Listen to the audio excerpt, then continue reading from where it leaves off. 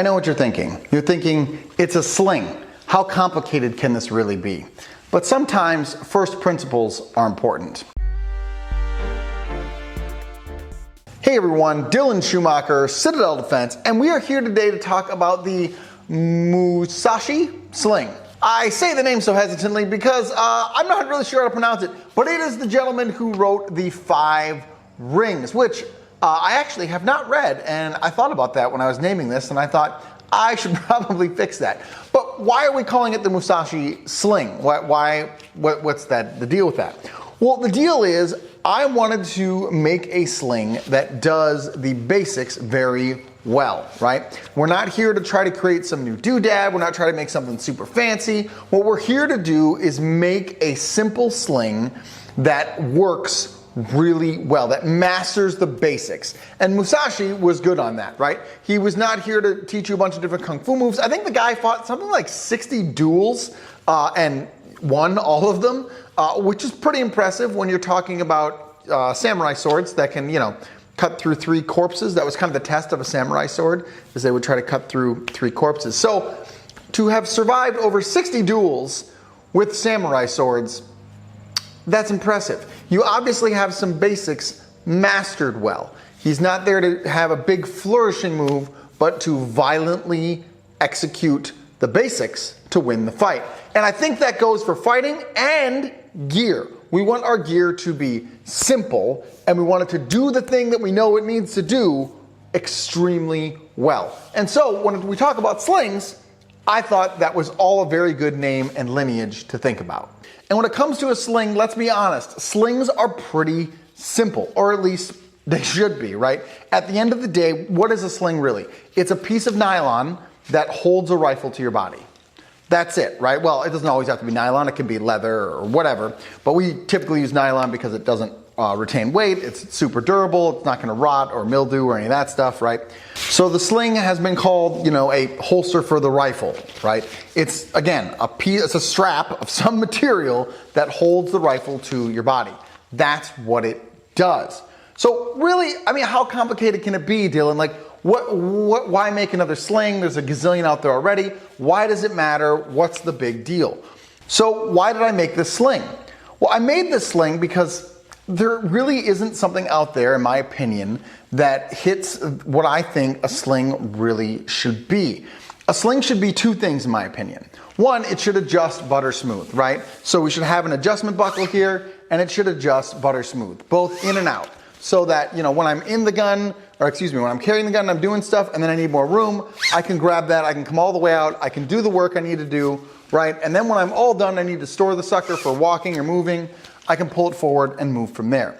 So that is really important to me, that this is butter smooth. Now you might say, well, yeah, of course, obviously, Dylan.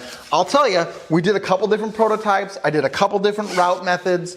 I bought a couple different tri-glides to get this to be butter smooth. So I'm actually really proud of that because, again, that should be pretty simple and you'd think it'd be pretty standard. However, I had to do some work to actually get there, to get the correct routing, to get the correct way to do it. So that's the first thing a sling should do. It should adjust, right? Very smoothly, very easily, very reliable. And then once it's adjusted right, it shouldn't shift while I'm walking. So if I'm patrolling and this is moving, well, obviously that's a big problem, right? So we need it to just stay put. Happy to say this does that. The second thing a sling should do is it should be extremely comfortable, right? It should be comfortable to carry the weight of the gun. Big gun, small gun, whatever. Sometimes we have different slings for different guns. I get that. But you want the sling to be comfortable. Your gear should be comfortable. If you are running around in uncomfortable gear, well, come by my gear. But more importantly, that's a problem, right? What that does is that mentally wears on you. It causes you excess fatigue. And when you're excess fatigued, well, then you're not as effective in the game, right? But if you're super comfortable, you're super relaxed, you're gonna, of course, perform at your peak performance better, easier, shall we say, whatever. Point being, I think you understand it here, you want to be comfortable in your kit. If you're not comfortable in your kit, that's a problem. Don't just say, oh, there was a time in my life when I said this. I said, oh, well, it's gear and it's not meant to be comfortable. It's meant to be functional and whatever. That's stupid.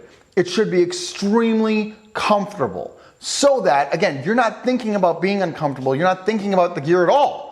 you're thinking about doing the thing it is that you're trying to do. So for that reason, gear should be comfortable so it should disappear while you're wearing it. And a sling is no different. Usually, the way people achieve comfort on a sling is by adding thickness in padding, right? Because the rifle's gonna weigh something. This one doesn't have any, but especially when we start putting cans, lasers, lights, whatever out here, this rifle starts to add up in weight. Or when it's a DMR gun, or it's a 20-inch barrel, or it's the squad automatic gun that are getting more and more popular these days, which is a lot of fun, those guns are just gonna get heavy, right? And so you need a sling that can carry the weight. Well, the way that we designed to carry the weight on this particular sling is with width and not with thickness. And I think that is really one of the things that makes this so beautifully simple. And we're not trying to reinvent the wheel here. We're just trying to do something that's simple very well. And when we take that sling and we make it a little bit wider, this is 2 inches wide here, rather than thicker, what that does is it gives you, of course, more surface area to distribute that weight. So it's gonna ride a lot more comfortably. In addition, it will not interfere with all of your kit, right? So when I'm wearing a chest rig or a plate carrier or a ruck or whatever, if you have a thick pad here, that can tend to get hung up on that kind of thing, which is, of course, obnoxious, right? Because what that does is it creates a ledge between the actual strap and then the pad portion, and then that's what's getting caught on things.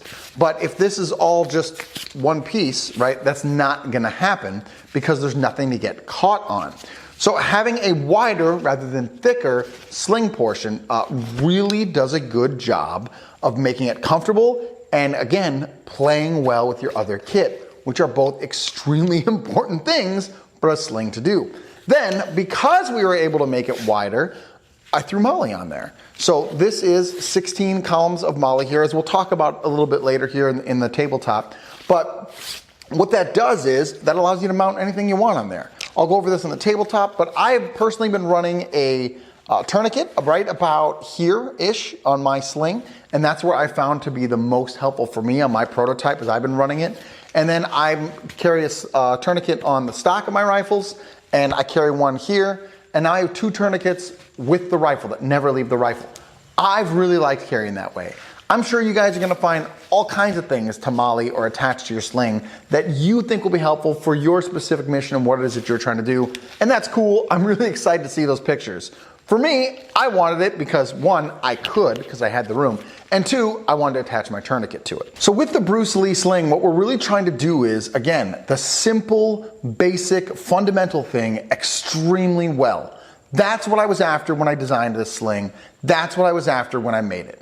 I didn't want a new doodad. I didn't want something that was fancy or how much is there to really reinvent on a sling, right? It should do what we know it needs to do very well, so well that you should forget that you even have it or it's even around, right? The only reason you remember is because it keeps your rifle there. But if you're constantly thinking about your sling and how it works and how it interferes, that's a problem. I didn't want to do that. I wanted the Bruce Lee sling to just disappear on your body, disappear into your other kit, and just work. And I'm proud to say that's really what we've accomplished here. So those are really the founding principles and foundations of why we built this sling. It can be kind of silly to talk about foundations and principles when you're talking about a, piece of nylon, but I do think it's important because you need to understand how we arrived at the conclusion we did for the sling and whether or not that's going to work with your kit, right? You might understand the foundations and principles and say, well, I don't care about any of that. I don't need that. That sling's not for me. And that's totally fine. I understand. However, for those of you who understand what we're after here and who resonate with the understanding of what a sling should be, I really hope that this finds a place on your rifles. Let's go down to the tabletop and take a look. Okay, so now that we've talked philosophy, let's talk details, right? Features, functions, use, all that kind of stuff. First off, we're gonna do 4 colors. I only have 3 right now at the time of filming, so you'll have to check the website for M81 Woodland, which I don't have when I'm able to film this, but we have it in green, right? Coyote, and then multicam, which I think the multicam looks really good. I'll be excited to see the final version of the M81. I think that's gonna look really good as well. We have 16 rows of Molly here, okay? That's what that is. And that's for things, right, that anything you would want to put on there. So when we're talking about a tourniquet, which is what I've been running on my prototype, right? It's gonna be real simple to just molly right through here. And you might have to adjust this based on where you're gonna want it to ride on your back, right? I had to play with it a couple times to get it right where I want it, but I found that down on this end is about the perfect spot for me based on the weight and how everything works down there. Let's get this here. This is a Molly tourniquet pouch, by the way, from Dark Angel Medical.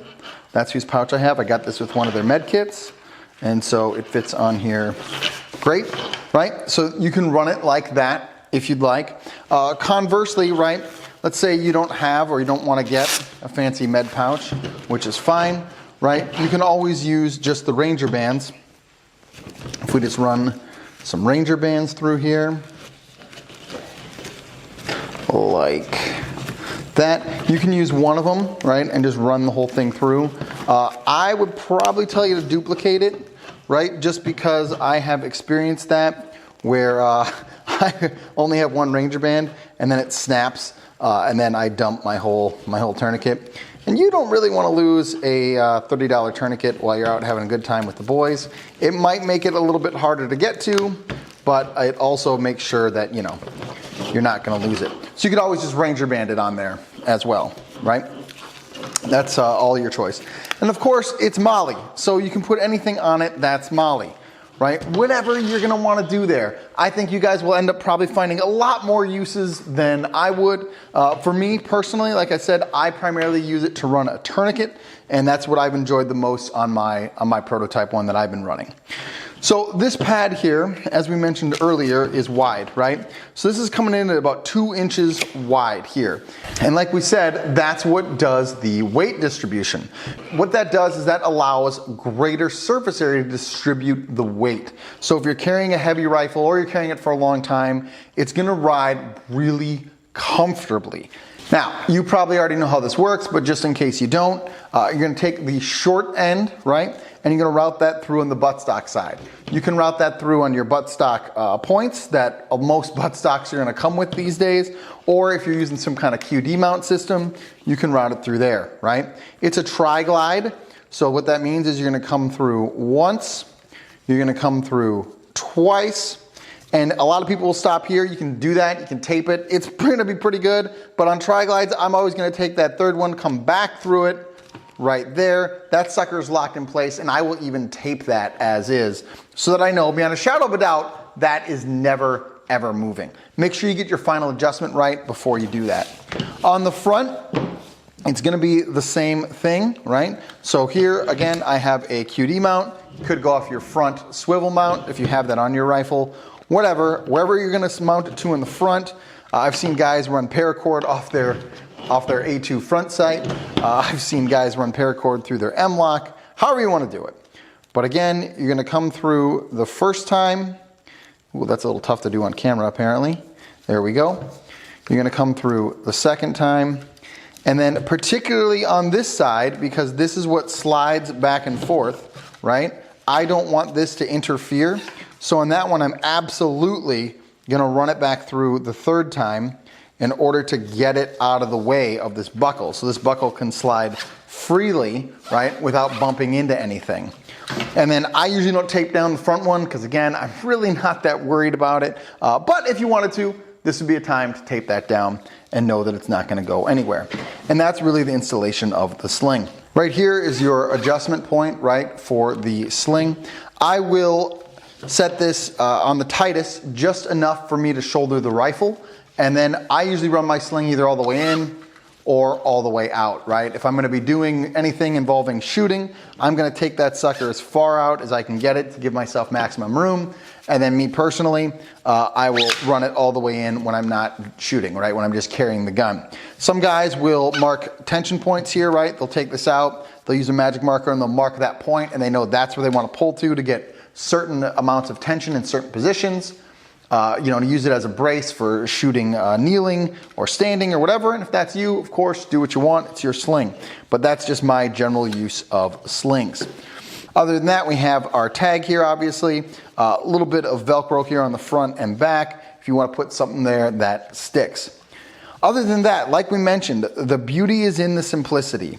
This is going to be a smoothly functioning sling that's not going to interfere with your other kit and is going to distribute the weight because of the width of the pad section and not the thickness of the pad section. I hope that's helpful. I hope it finds a home on all of your rifles. Do brave deeds and endure.